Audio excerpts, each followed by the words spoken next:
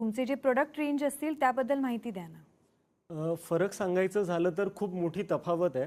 मार्केटमध्ये मिळणारे sanitary pad मी असं म्हणेल की खूप वाईट आहे असं नाही म्हणणार, पण मार्केटमध्ये मिळणारे सॅनिटरी पॅड हे पूर्णपणे प्लास्टिकपासून बनलेले आहेत. आता दर महिन्याला हे वापरायचं आहे आणि त्यानंतर तुम्ही डिस्पोज कसं करणार आहात? कारण कुठलाही पॅड हा डिस्पोज होण्यासाठी पुढचे 500 ते 800 वर्षे लागणार आहेत.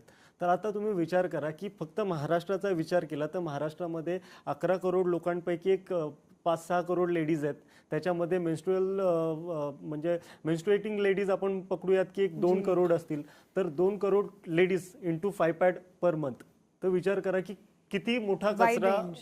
तयार होतोय आणि जो कधीच डिस्पोज होऊ शकत नाहीये.